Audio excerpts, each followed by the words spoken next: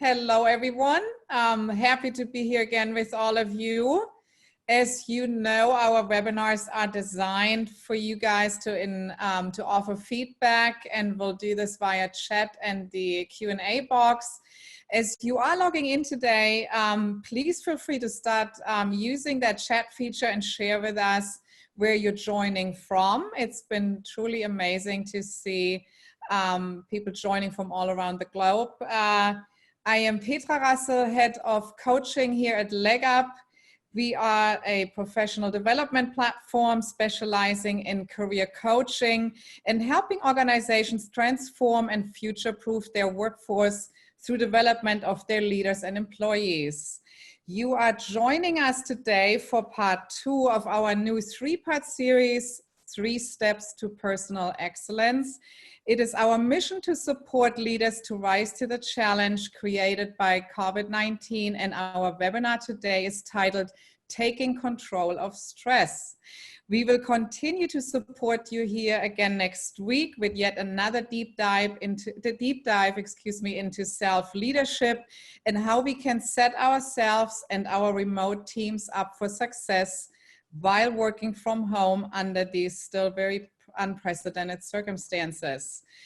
It is my true pleasure and distinct honor to introduce our expert on today's topic, taking control of stress, LeggUP coach, career and performance coach, facilitator and corporate trainer, keynote speaker and expert corporate strategy consultant, Hilarie Gaylin. Hilarie draws on over 20 years of experience in facilitation, coaching, training, instructional design, and organizational development. As a certified professional coach and with a master in education from George Washington University, she is tackling stress directly with her clients, as well as reducing stress indirectly by helping them to reach their personal goals, improving performance, efficiency, and communication, and thereby decreasing any stress caused by actual leadership gaps. Please welcome with me Hilarie Gaylin. Thank you for being here with us, Hilarie, today and sharing your insights and experiences. And without further ado, I'm handing it right over to you. Thank you, Thank you so much. Thank you for having me here today. It's an honor to be working with all of our attendees and the greater LeggUP community. Excited to share what I know about stress. And of course, I was picked to do this webinar because I never have any stress at all. Never. I am perfect. No, of course. The reason why I became such an expert on this is I have experienced some stress or two in my life, and also I'm used to working with professionals, and of course we know that when we're experiencing stress we can't be as effective, we can't put our focus on the good work that we're trying to do in the world. So excited to have a conversation with you all today about stress. And let's get the ball rolling. I just am going to use a typical coaching tool. I'd love, on a scale of 1 to 10, all of my beautiful people out there in the world, how stressed are you at this moment in time? 1 being not at all, kicking back, enjoying the breezes, and 10 being my hair is standing on end. And Petra, please let me know what you're seeing in the chat box. Yes, I will. We have a 7 here. That's about what, that's a 5, so we're middle of the road. We are having a 38. Yes, thank you for being honest about that. Wonderful. Yeah, I've had my 38 moments myself this week. Good. I have an 8.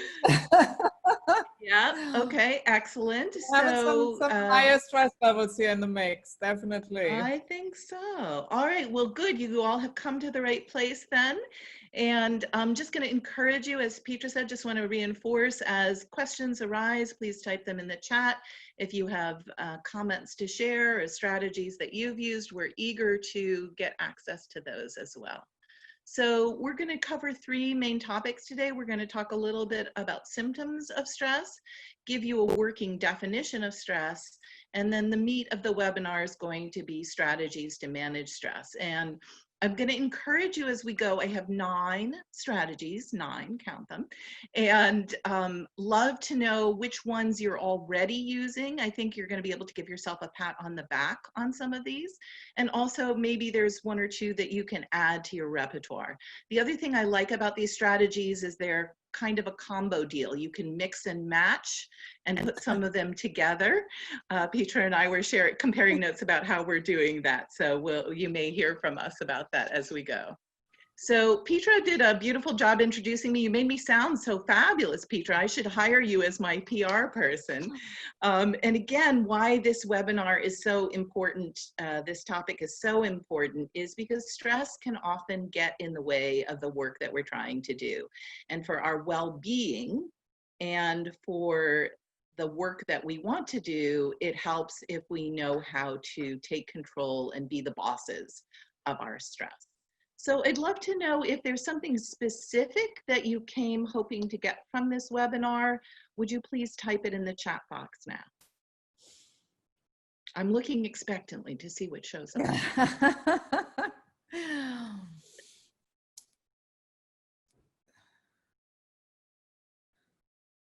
Maybe one feature I also want to mention here to all of you guys joining us today. We're having a raised hand. If there's anything in between that you would like to add, we can always circle back. So feel free to do that and we'll monitor that as well. Great. And often people, you know, when I ask this question, when I'm in person training on this topic, people say, well, I was just hoping you were going to give me some tips. So yes, we're going to give you some tips. What I'm hearing here is some simple steps that people can do on a daily basis. Love it. I believe we have that covered, right? Yeah. I'm always glad when I can check in the box and say, yes, we've got you. Good. What else are you seeing, Petra? Some real life examples we're getting here of how to manage stress when you have a full day ahead. Yeah. I think that's always very important, right? To set a baseline in the morning and really decide intentionally what kind of a day would you like to have and how are you planning to show up. Yes, so much of what we do, sorry, go ahead. We have how to not take stress out on other people. Yep, good. That's a good one. I live by myself, so I was having fights with inanimate objects all morning. So they were taking their stress out on me and I was fighting right back with my toaster oven. So there you go. All right, well, let's both sides of the conversation, right? In that case. Exactly. All right. Well, we're going to play for a minute here. I'm really going to encourage you to have some fun with this and also show up. You get to be anonymous on this. So for those of you who don't know, if you rest your mouse on the top of the screen, you should have access. It's third from my right to a little goodie that says annotate, goodie being the technical term. And what I'd love for you to do is click on that and then find the draw tool and go ahead and mark on this human being here. Where does stress show up in your body? For me, it shows up, I'll see if I can do this now that I've told you. Oh, and there I got the chat box. So I'm gonna pick draw and I get like a tree trunk neck. That's where my stress shows up. So come on, y'all, jump into the party with me. So just to make sure for everyone, I think this is a cool tool just for everyone to know how to access. It's under view options. You got a drop down menu, probably on the top of your screen, and just look down to go to annotate, like Hilarie just said, and then pick your tool. And we said draw, right? We recommended. Yes, yeah, I recommend draw so you can go right onto the screen. Love it. And please don't leave me alone in my tree trunk neck. Right here. Good, thank you. Yes, where else is there stress? A heavy pillow or something. So that's sort of in the upper chest area. Good. Yeah. Anybody feel stress in like their torso? A lot of us feel stress in our gut. Mm-hmm. Okay. Oh, so I think another area that I remember is the stomach area here. Yeah, a lot of us. Yep, a lot of us feel stress in the stomach. Okay, well, I guess no illustrators in our crowd today. Headaches we're having here from some of Yeah, the people that are a absolutely. little bit more careful with the drawing tool. We know how to, I mean, here is headaches. Says Yeah, headaches is a big one for stress. And of course it radiates up our neck. I speak from personal experience again, that the stress, lodges in my neck and then yeah. travels up to my And head. we had stomach one more time. So that Hmm. seems to be Yeah, those are really good places to feel stress. So as you can see from the right-hand side of the slide, stress can manifest itself in physical symptoms like stomach aches, headaches, tight neck. It can manifest as lack of sleep. A lot of my clients are reporting lack of sleep these days because of a little thing known as a global pandemic. So we're all going through addition. By the way, I just did some research on your behalf. So those of us who typed in the 38 and the 8s and the 7s, 45 to 70% of Americans in the last month, American adults, are experiencing increased stress levels because of COVID-19. Not surprised. yeah. So if you are experiencing stress, you're not alone. And one cognitive symptom that I really want to point out to you, because it's happening to me and everybody I know, is a little bit of a brain fog. We're just not as sharp as we are. We forget stuff, we drop things, literally and figuratively, all kinds of ways that we experience stress. And it's So interesting how we keep telling ourselves all the things we're trying to get to, and then the brain out of sudden slows down and operates at a different speed. so true. It's so true. All right, let's see if I can move this slide along now. Last time Zoom's upgrade, I think it's still working out some of the kinks. So I might have to stop the share and come back in, but let's see if I can try this one more time. Clear this. All right, there we go. Oops, it didn't clear. Let's go back and try this again. All right, there we go, thank you. So 2 myths that I really want to highlight for you all, is that this is a myth. This is not true, okay? It's obvious if you or someone else is experiencing unbearable stress. And it's not true because we all have so many different symptoms that show up. So I might experience one stressful situation different from another stressful situation I myself. And Petra and I'm going to just pick on you, my friend, might experience the same stressor in very different ways. I'm imagining you would look calm, cool, and collected while I would have sweat breaking out on my forehead. And so just because somebody you're seeing or in contact with is not expressing stress or looking like they're stressed does not mean that they're not stressed. And in fact, one of the things I'm noticing in my coaching calls these days is I have a lot of clients showing up saying, I'm fine, and they're not fine. And when we breathe together, which I'm going to encourage us to do a little later on, they suddenly get in touch with some of the emotions they've been shoving down, one of which is this stress. So it's really important to give yourself grace and give the people around you grace if they're showing up irritable, and they're not usually irritable. I had a client in another country with whom I was exchanging emails, and we just kept misunderstanding each other. And I was getting really frustrated. And then I said to myself, Hilarie, this is a fog that we're all in right now. Let's give each of us some grace and some self-compassion. And now we're living happily ever after, by the way. So it's amazing what a little reminder like that can do. And as Petra said earlier, a lot of it is about conscious choice, setting intentions. And that's what we do as coaches, is we help And our maybe clients. also accepting, right, where we are. So maybe there is stress, and it's probably not going to be the best way to go to basically try to brush it under the rug, right? So basically acknowledging, accepting, okay, there is stress. And then maybe with the signs, right, it's like everybody has a different level of stress, but until which they then show some symptoms, right? So some people, as you said earlier, can bottleneck things up a little bit longer, and then it implodes at a later time, right? Where some people show a symptom maybe a little bit earlier in this process. Yes, we coaches, we have some rhyming things that I like to share with my clients. So one is, and actually I didn't make this up, the brilliant scientists in California who studied it did, it's called name it to tame it.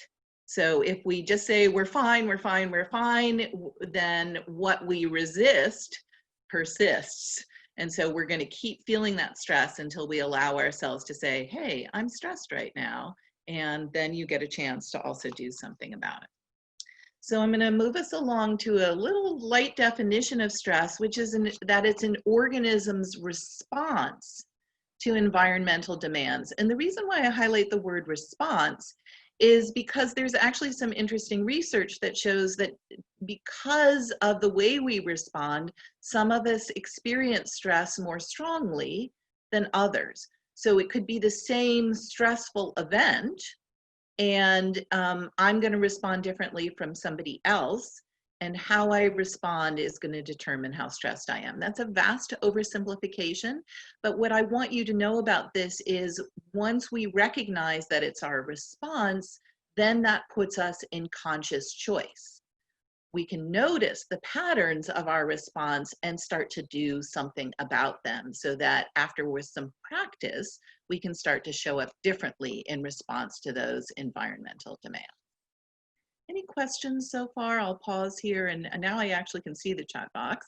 We'll see how long I get access to it. But what questions do you all have so far, or comments about how you experience stress and your definition of it?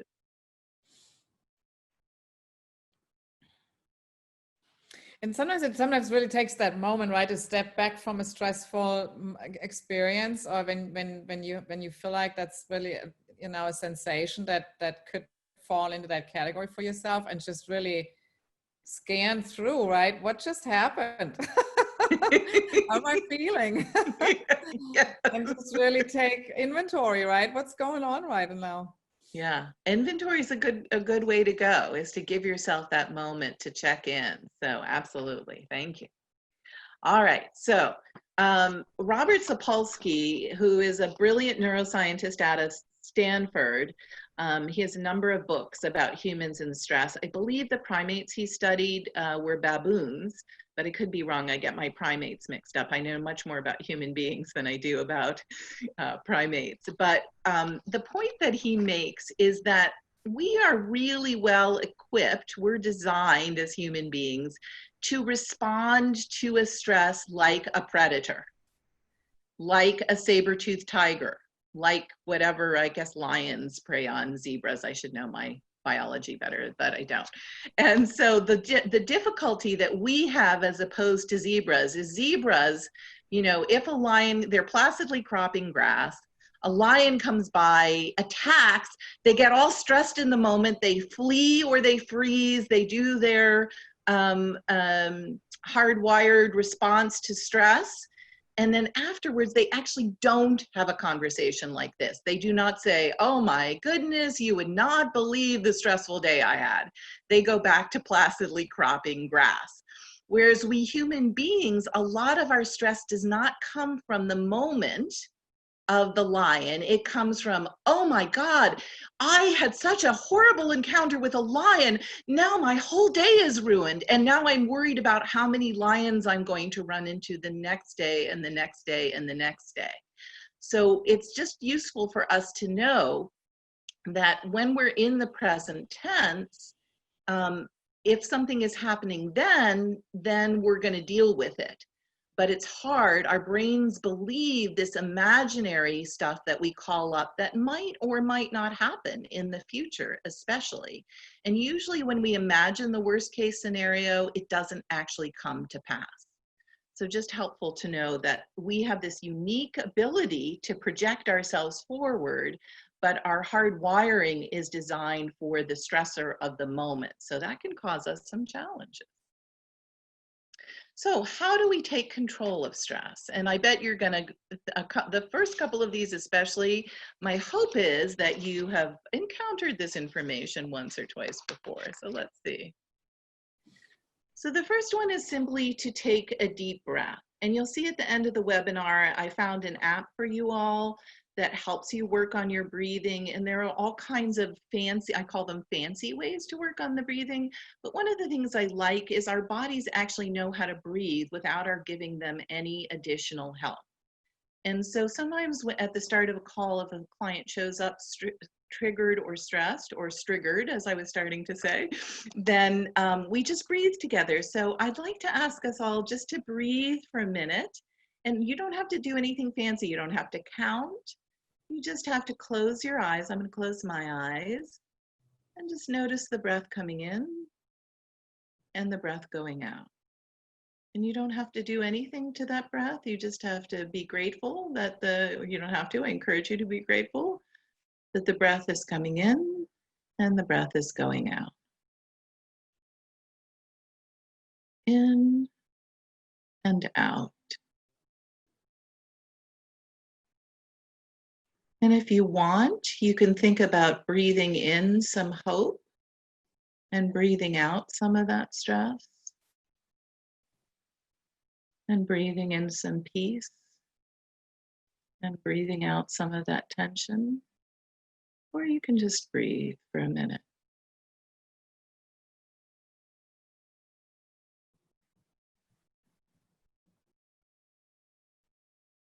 And I never timed this because I'm busy breathing, but I think that was probably less than a minute. And I don't know about you all, but I already feel more centered, more grounded, more awake. Whew, and sort of in control. So I encourage you, it doesn't take long. And by the way, this is advice I give to my clients too, if you're feeling triggered, like if you're having a little set to with a boss or a partner, that sometimes it just helps to take a deep breath. As I'm fond of saying, we adults, we need timeouts too. And one way you can give yourself a quick timeout, nobody even has to know you're doing it, is to take that deep breath. So hopefully you all have at least some version of this already in your repertoire. But go ahead and type in the chat box, like how many times are you using this one? How many times are you remembering during the course of the day to take a deep breath? I think one of the things that's interesting, so this resonates with me because when we are under stress, I wonder how many of us realize that we sometimes don't breathe. I'm so glad you said that, Petra. I was coaching somebody the other night, and about 6 times in the course of 10 minutes, she was sighing. And way back when, I did a tiny little bit of theater, and one of the things that we would notice is new actors would be so caught up in the acting that they would forget to breathe. And so then you'd hear this, like suddenly it was like, my body needs to catch up. So absolutely, if you find yourself feeling tight, that's one way that you can just give yourself permission to let your body be as smart as it is and take those deep breaths. And remember that, right? Like you said, I mean, those are techniques we all heard about. We've all been reminded of a few times, but in the moment we forget. So here another comment in the chat box is the same thing. Never, right? I only remember when someone reminds me. Yes, absolutely. And it is a helpful thing. And so I had a teacher once, and he said, not practice makes perfect, because what human being do you know who's perfect? He didn't say that part, I say that part. But practice makes permanent. And we are creatures of habit. The research is showing that over 50% of our day pre-coronavirus was made up of habitual behaviors. So one of the reasons why we're all so stressed right now and have some of that fog going on is because everything is new. Even things that we took for granted, like going to the grocery store, we have to bring new behaviors into the mix. And so taking that deep breath, giving ourselves permission to just take that moment for ourselves. And as I hope you all experienced, it doesn't take long. Like, great if you have a meditation practice. And I was with a group of meditators last year who were meditating for 45 minutes at a time, which is above my pay grade. I can't meditate that long. But even just a minute or two of breathing is really helpful. And there's some research that shows actually that one of the reasons why meditating is so good for our brains is because of the deep breathing that comes with it. So it's really amazing how smart our bodies are on our behalf. Great. So you've all heard this, get enough sleep and exercise regularly. So the point I want to make here is it's ideal if you don't do them both at the same time. So, I mean, it looks like he really needs the sleep, so he's not getting much exercise. He might be more comfortable in another place. And here's the thing, with all of our reconfiguring, with our bringing work into our lives, literally by having it be in the places where we live, it's hard to carve out space for ourselves to get that sleep and to do that exercise. In fact, I'd love to know, because I would be grateful on behalf of my clients who are used to going to the gym. What are you doing to exercise from home? I'd love to hear some suggestions about that. What are you doing to exercise from home? One client I know, he bought like the biggest rubber band on the face of the planet, and he's using that rubber band in his basement. Another client I know is doing yoga from an online class. Yeah, good, Michael's doing yoga, thank you. What else are people doing? Anybody Zumbaing or dancing, or what are you doing? I need suggestions. Lots of running. Where, Michael? Where are you running?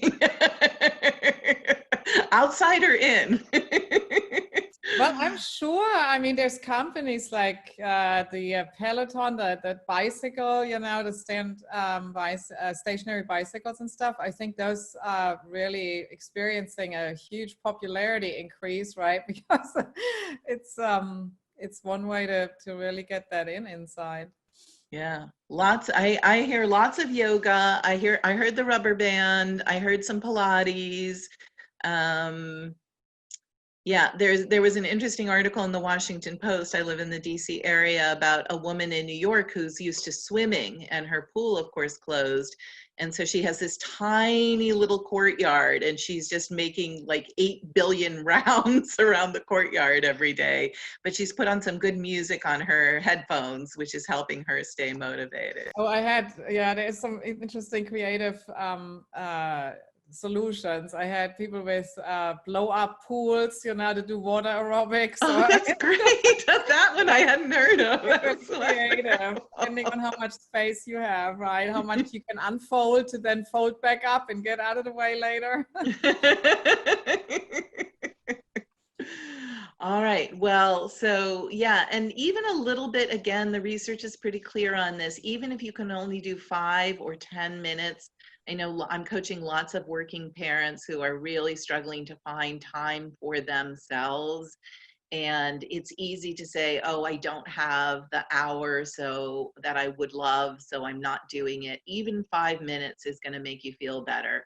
I'm lucky in that I have this beautiful complex outside of my apartment building, and sometimes I'm trying so hard to get work done, I'm not getting out. And then when I drag myself by the scruff of the neck and go outside, I'm just so happy to be out in the world.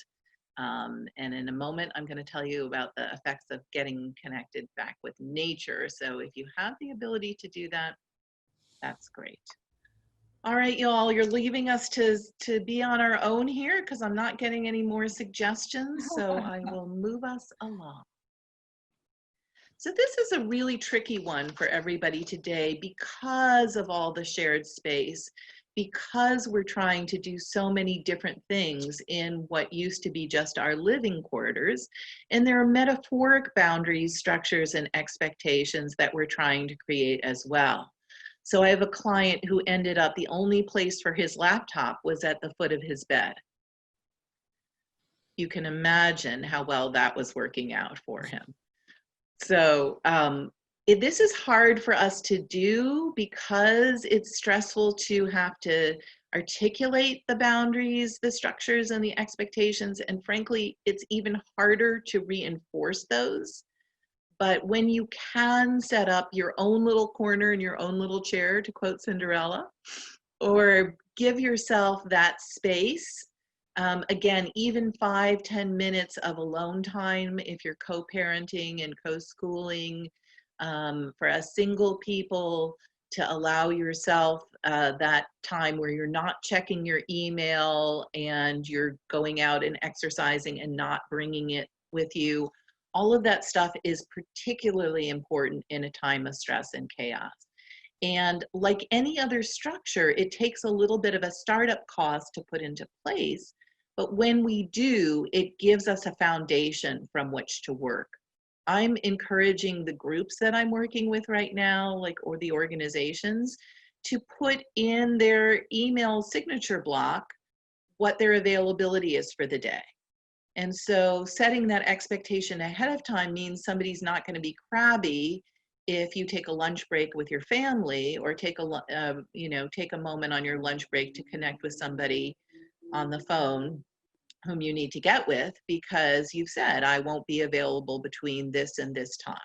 You don't have to say why, but creating those expectations is very helpful. What a lot of my clients are doing is they're kind of sliding into indirect communication. So I was coaching a manager and somebody didn't get something back to her right away, and she was a little upset because she thought he would know her well enough to know that's what she needed, and that's why she was asking for it.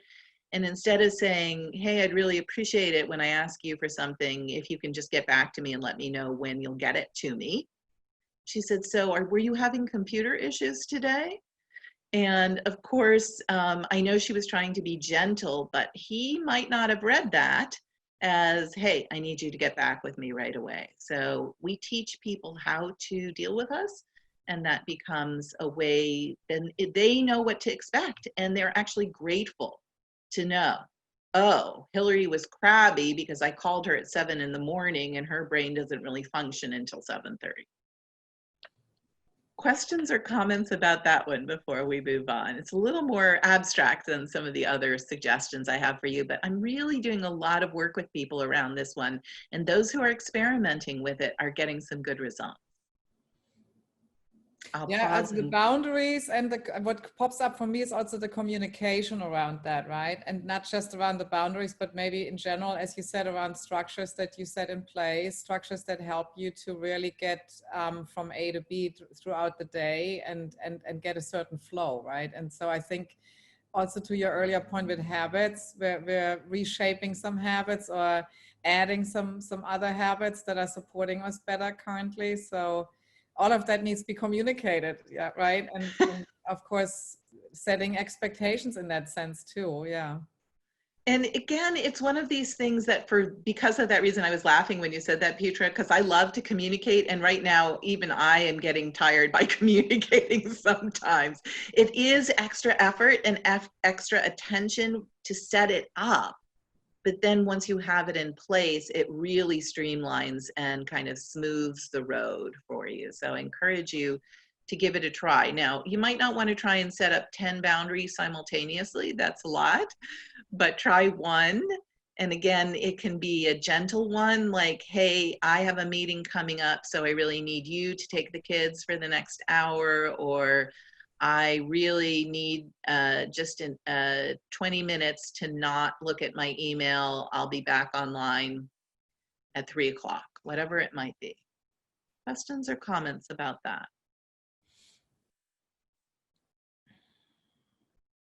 All right. So because of the Sapolsky and other neuroscientific work, and because of what we know, this is where a lot of the mindfulness practices come from.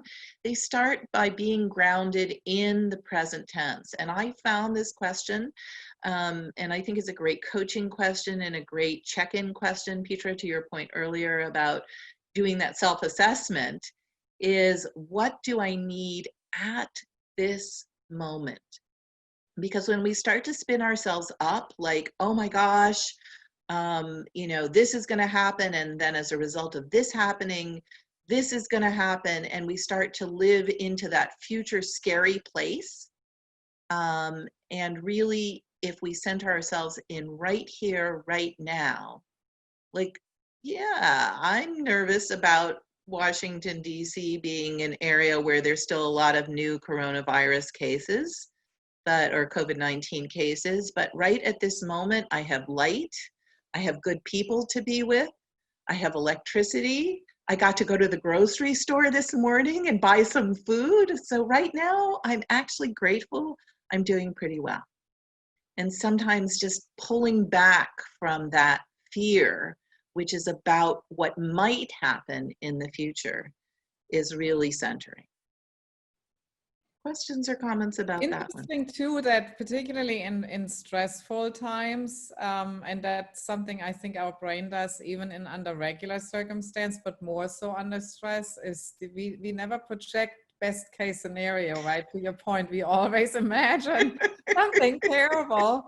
And it's really what you put your attention to, where your thoughts are around certain things really are partially creating your experience, you know, not that you are completely in control of much when it comes to the actual pandemic, but how you want to show up and what you want to experience, you certainly can control. And I think there's a lot to be said about, you know, adding extra stress just by thinking in a way that doesn't really support you to feel better or have a better experience, right? Yeah, so a coach friend I have, she used to have, I don't know if she still does, on her desk, a bumper sticker that instead of saying what's the worst that can happen, a question she always asked her clients is, what's the best that can happen? Because we're hardwired to go negative first, to try and be alert to what the possible threat could be. But then, as you just pointed out, we're looking for that negative stuff. It's a little bit like, this analogy really helps people. You know how when you go to buy a car suddenly, and I'm just going to brand name just for the heck of it, you know, like, oh, I'm thinking of buying a white Honda Accord. So then all I see on the road are white Honda Accords. Now, I'm willing to lay money that there aren't more white Honda Accords on the road than there ever have been. I'm just paying attention, so that's what I'm seeing. Exactly. So to reinforce your point, Petra, when we start looking for all the negative stuff, that's what we're going to find. If we start looking for the stuff to feel present tense, centered, mindful, and grateful, which is another one of the tips we have for you, then we start to find that stuff, and it becomes, we go from a little bit of gratitude and a little bit of good stuff to a nice big buffet of things to be happy and grateful for, even at this stressful time. One of my favorite pictures ever, just looking at this picture makes me so happy. And there's lots of research that shows, and there's a fancy dancy scientific term for it that I won't be able to lay hands on, but we are, again, hardwired that we need the natural world. And there's some really cool research. The reason why I picked a tree in particular, I actually have it right handy because I have to read you this astonishing list of benefits of looking at a tree. It boosts our immune system, it lowers our blood pressure, reduces stress, improves mood, increases our ability to focus even in children with ADHD, accelerates recovery from surgery or illness, increases energy level, improves sleep. That's a pretty darn good list, just from looking at a tree. And as someone who has done training a lot of my career, also just even looking at a picture of a tree increases memory and learning retention. For a while, I was putting pictures of trees in all of my participant books. So, so looking at a tree from your window is great. Looking at a picture of a tree is great, but if you can actually get out and connect with nature, that is going to make you feel really good. And nature itself is very present tense. I know you all are calling in from all over the world, I think you said, Petra, right? Yep, we have pretty much many continents here coming together. That's great. So here in DC, up with the tree is really this rootedness, right? And I mean, I don't know how much the brain adds to the picture when you look at a tree, but we know there's roots, right? We know this is like a solid foundation. I don't know if that psychologically adds to the benefit, right, of thinking something peaceful, something that weathers the storm in a sense. yeah. But we add in our brain, we add that to the image, right? Yeah, You know, there are looking lots at of stuff. positive associations with Yeah. trees, I think. And of course, the Japanese invented, I'm sure you all have heard at this point of this strategy called forest bathing, where you detach from electronics and just go take a walk in the woods, basically. And people are astonished at how much it revives them and restores their souls. Yeah. So go do yourself a favor if you do nothing else after this webinar and go look at a tree. So this is hard right now. Obviously, there's lots of conversation around we really, as human beings, we need connection with other people. I was excited to find the little babushka dolls with their face coverings on, because we can find ways to connect with people that keep us safe, that don't stress us out, and just having those heart and mind connections with other human beings is really, really good for us. In fact, there's a great TED Talk about human connectivity and its impact on our longevity by Dr. Susan Pinker. And she's brilliant. I wish I had thought to do this. She said, where would I like to go to study longevity? And it turns out that some of the longest lived people are in the Greek Isles. So poor Dr. Pinker, she had to go to the Greek Isles to study longevity. And she found more than alcohol cessation, more than smoking cessation, more than weight loss, more than just about anything you can name, human connection was really important for people's living a longer, healthier life. So it's hard to do this now. A lot of the people I'm coaching are saying, gosh, if we were in the office together, in 5 minutes we could sort this out. And now we have to do 17 emails or 3 video calls. I have to get on your schedule. You have to get on mine. And that's true. And that is certainly an added layer of difficulty, but it's so rewarding. I hope that you all are making some time for social connection. People are doing virtual birthday parties, virtual happy hours. I'm sad to say that a beloved member of my book group passed away last week, and there was a virtual viewing of the funeral so that we could hear her family honor her life. And those things are really, really important to do, because that's those social rituals, that form of connection is really de-stressing for us. And also, and this is a coaching tool that I use a lot, Petra, I'm imagining you use it too. It's called normalizing. So to know that I am not the only one feeling stressed during COVID-19 is just, okay, it's not I am an outlier, I am with other human beings and we're all going through this together. And in fact, one of the resources I share with you, one of my favorite things of all time is Dr. Kristen Neff's self-compassion practice. And the second element of that is common humanity. Everybody has some moments of suffering. That's part of the human condition. And whew, just saying that out loud makes me feel a little more grounded and centered. Well, and especially for folks that usually don't struggle much with stress, right? And maybe really were under the impression initially that this is not going to be a big deal, or, you know, they're going to just fare rather well through this. And as we continue to go through this and things evolve, and we're getting ready now to try to figure out how are we going to emerge from this, you know, we're all still under very unprecedented circumstances when it comes to uncertainty and stress level. And there are different responses out of a sudden, right? As we go through this, out of a sudden we may realize there's, like you said earlier, we don't remember everything as well as we did 4 weeks ago. I can't tell you how many conversations I've had. Small stuff, right? Maybe out of a sudden we're running around, can't find the car keys or something, and go, oh my God. And I think this is where this normalizing is going to have to take place, right? To give ourselves some slack and not start beating ourselves up on top of what's going on. How stupid of me, or how, you know, because we're not familiar with those kinds of sensations, right? Usually that's not how we show up, but guess what? There's something that triggers a few things now that show up in ways that we haven't experienced before. And I think that's where maybe the normalization needs to kick in, right? And say, okay, that's not just happening to me. There's some items that are on my list here that I haven't had 4, 5, 6 weeks ago that are on some other people's lists as well, right? Yeah, and that's where having a conversation with a friend or a trusted advisor is really helpful, to have that person say, yes, I've been there too.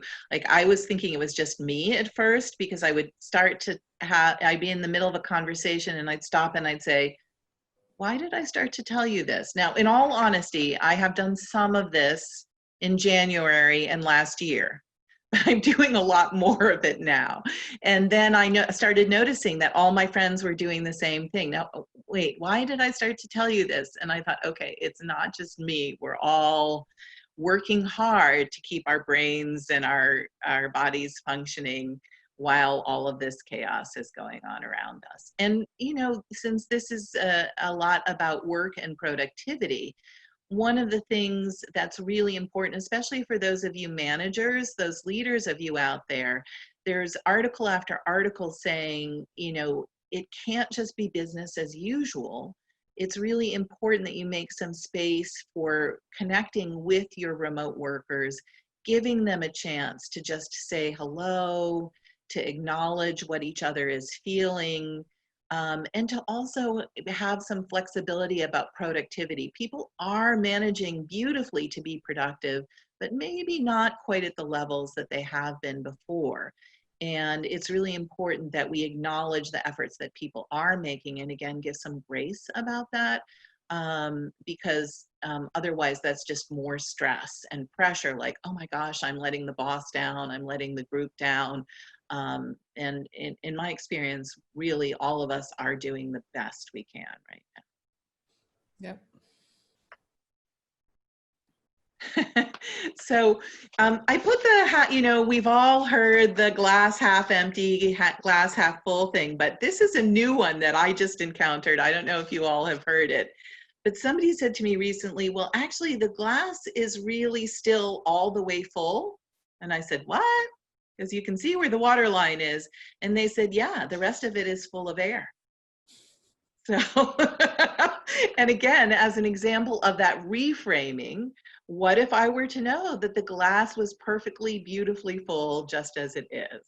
Now, it's really hard, as the happy-faced ball shows, to be the smiley face while everybody else is frowny-faced around you. And that's why positivity takes some practice. It takes looking for, where are the positives in my life? What are the things that I can say are going well? And then again, we start to look for them. One of the things I do with my clients, Petra, I'm imagining you may do something similarly with yours, is I have them instead, they'll say to me, oh my gosh, I didn't get enough done today. And then I'll say, well, great, what did you get done? And lo and behold, there's a list. I was coaching somebody last night and she was saying she hadn't gotten enough done in her life. And I said, okay, I just want you to imagine that you had a plaque for every piece of recognition you've received in the last 4 years. How many plaques would you have? And I was blown away by this. Not really, because I know she's a high achiever. 20 plaques. I said, that's 5 a year. Some of us don't get, we get the Lifetime Achievement Award, but all of us can have those lists of accomplishments. And so it's helpful sometimes at the end of the day to reflect back on the day and say, what went well? What's a good thing that happened? What did I accomplish? And again, like all of the other things we practice, it may be hard at the beginning to start to think of those things, but once we do, we're going to think of more and more. And it's a little bit like, I don't know if you all have, this research has been around for a while, but that's why they encourage people to do handwritten to-do lists, because we actually get a little bit of a serotonin boost, which is one of the happy chemicals that goes off in our brains from checking something off the list. And so you can game this, you can pre-game this a little bit. I had somebody who said, I always start, the first item on every to-do list is make a to-do list. And then I get to check something off right away. And all of that helps us reduce stress. Seeing, okay, I'm not writing the great American novel right now, but I am showing up every day. Sometimes, by the way, when you're experiencing a lot of stress, just getting out of bed is an act of courage. Because there's some people who go, you know what, I'm just going to lie in bed and watch romances on the TV and eat bonbons all day. So just acknowledge yourself. I brushed my teeth. I know it sounds goofy, but every little bit of acknowledgement that you can give yourself is going to lead toward more positivity and less stress. Anybody do anything like that, a positivity practice that you'd like to share?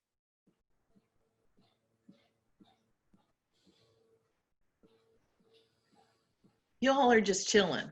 You're letting Petra and me lead the way, and we're happy to do that for you. But please do feel free to jump in at any time with questions or comments. Okay, so this one is one of Petra's and mine. I can say this now, since we both had a conversation about it earlier today. This gratitude practice is so amazingly good for us. I don't know how they've done this research. I know a little bit about it, but people who have a gratitude practice are 25% happier. 25%, my friends, that's a big boost. And what's really cool is you actually don't have to say it out loud.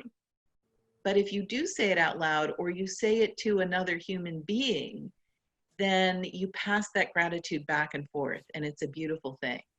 There was a guy, I'm going to get the details wrong on this, but somebody challenged him to write 70 thank you notes in over a course of time, and I think he got a free class out of it. So he's like, okay, I'll give this a try. And it was amazing what happened to him, because he would write the thank you note and he would get gratitude back, which he was not expecting. And people are so excited to have you notice. I just coached somebody yesterday about recognizing her employees. And what we tend to do is we tend to feel like we have to give somebody a parade or it doesn't count. But what the research shows is, even just, if you're specific especially, even just saying, I noticed that you worked till way later than you needed to last night to get that paper in for us, to get that white paper done, to get that project, whatever it is, and people see you paying attention. As the expression goes, catch somebody doing something right. And it's so beautiful because it makes you feel good, it de-stresses you, and it de-stresses the recipient of that gratitude. So it doesn't have to be a big deal. Although, and I'm blocking on his name now, but the former CEO of Campbell's is famous for his handwritten thank you notes. He wrote some astonishingly large number of handwritten thank you notes, and the morale in that company went up because of those handwritten thank you notes. So I encourage you to feel so good to have a gratitude practice. Now, some of us have gratitude practices to start our day. There's actually some lovely research about when we use gratitude at the end of the day. All we have to do is write down 3 things that we're grateful for. And what happens is we go through the whole day looking for those 3 things. And if you do it like after you get into bed, as you're getting ready to wind down for the day, research shows we sleep better, we sleep longer, and we wake up feeling more refreshed. And this is a relatively light lift, so I'm hoping you all can get some gratitude practice in and see. I hope you'll feel some immediate results if you're not already doing that gratitude. And last, and this is a little harder, which is why I was so excited to find this picture, do good deeds. So it's harder to do good deeds in person right now for obvious reasons, but this lady, I'm assuming she has a mask on under there. And so people are dropping off packages for each other. There's a lot of fun neighborhood bartering going on where people are looking out after the people who aren't finding toilet paper and all kinds of good stuff. And again, just kind of showing up. So I do live by myself, and I've had people I haven't spoken to for a long time call me up and say, I know you live by yourself. I just want to say hi. I'm thinking of you. Let me know if there's anything you need. Because of course there are challenges to being working parents. There are challenges to being partnered with somebody and living together right now. I was on a webinar. I won't tell you any details because I don't want to tell on them, but it was a husband and wife running the webinar. And I could tell that their being together 24/7 was having a little bit of an impact on their relationship. So we all have things we're contending with right now. And again, what's really cool about doing a good deed is not only does it make the other person feel good, but it makes the recipient feel good, but it makes us feel good. So I have a friend who has some family in South Korea, and they sent her some masks. And I had complained to her, you know, just complaining I couldn't get my hands on masks. And lo and behold, there was a care package at my front desk with a mask in it. And I thought it was so generous of her to share her precious supply of masks with me. And it was just such a beautiful moment. And it seemed like it made her happy to do that for me as well as my receiving it. So here are some selected resources for you. There are lots of goodies out there, but I kind of like to curate stuff on behalf of folks when we do a webinar. So there is this nice free app. It actually was partially designed for military veterans with PTSD, and they've had some good results with it. So I encourage you to check that out. There's it's one of the most watched TED Talks by Kelly McGonigal about how to make stress your friend. Now that's an intriguing title, isn't it? So I encourage you to check that out. I mentioned the mindful self-compassion practices.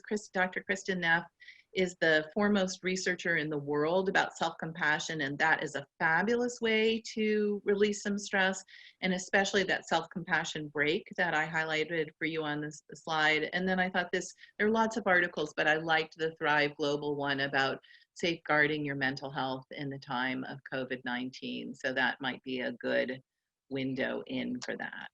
So would love to leave you with a couple of thoughts by these great thinkers.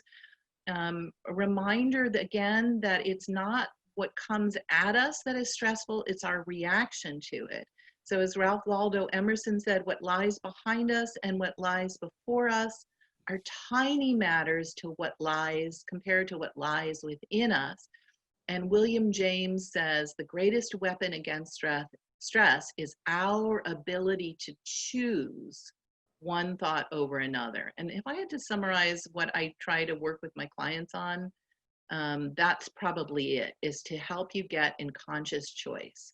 How can you choose things that are going to make you happier and less stressful? It does take some conscious attention and some practice, but really well worth it. So I'd love to know if you're willing to share what's one thing you're going to take away from this webinar.